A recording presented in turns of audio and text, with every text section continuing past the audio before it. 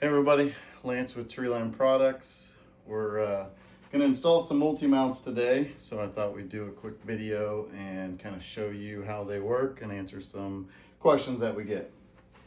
So the multi-mounts come in 4 different sizes, and we've got some lines drawn on this one here and this one that will hold 3 here with some just example sizes on the spacing between the bow racks. So personally, I like to have 7 inches between them to allow for a back bar off a bow, and it gives you space for your quiver and anything else you want to put on the bows. But we don't ship them with these lines. They're going to come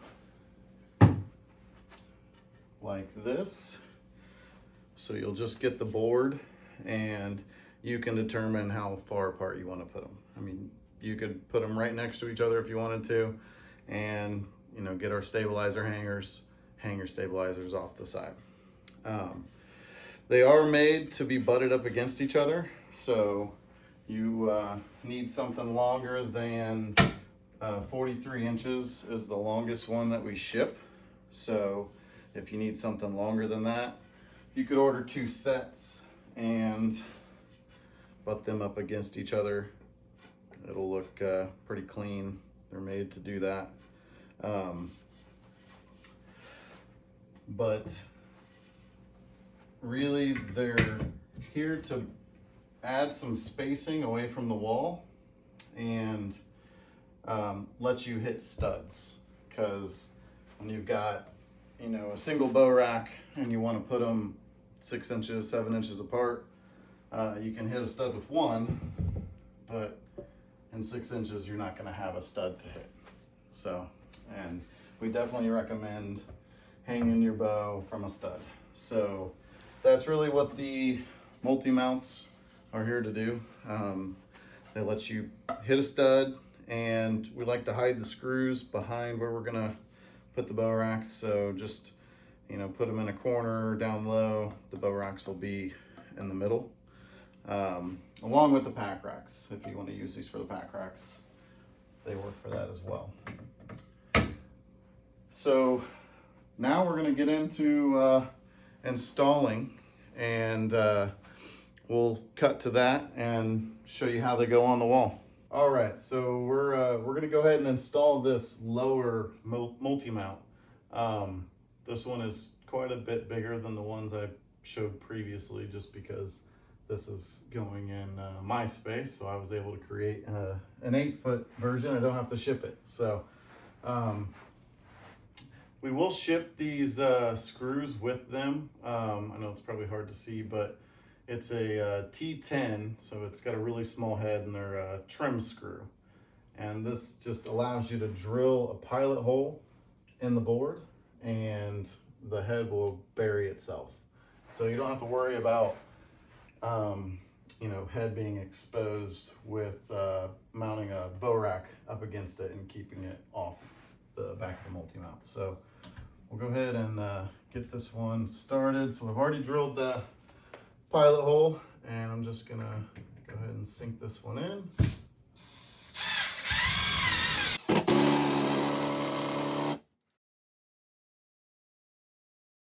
All right, and that head's been buried in there. So now we're gonna do the other side. I got this little board helping me out. Should keep me pretty level, but I would always recommend throwing a level up there, seeing if you need to come up or down. So in my case, I will hold this board out because I have to come down.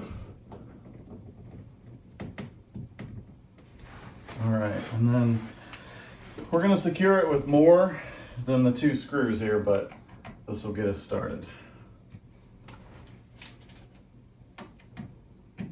Now the spacing at the bottom here is totally up to you. How high do you want the bottom of your bow racks and everything to be off the ground?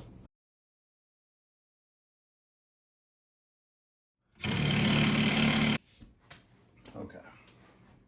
So we've got a nice level bottom multi-mount that we'll be able to use for the bow racks. And we're gonna put this other one, the top of the other one will be 42 inches. And that's what the backboard is on the variable bow rack, as well as the pack rack. Now, you can get them in longer lengths, the bow racks, if you need a longer axle to axle than 38 inches. But we'll still space the mounting holes at the same height, so you don't have to worry about that. We're gonna cut and go to the upper multi-mount.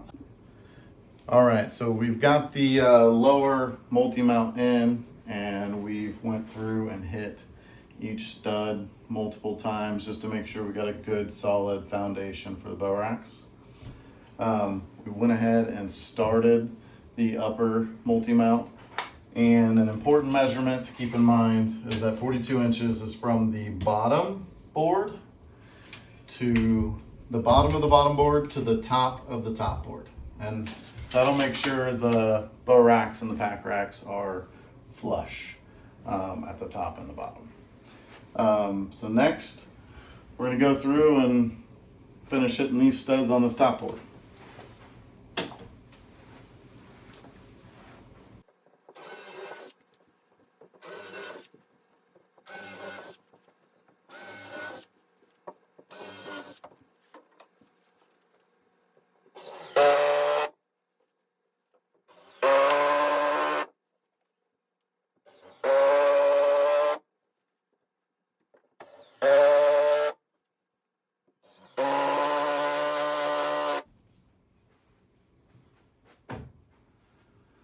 All right, we've got a solid foundation for the bow racks now. Thanks for watching.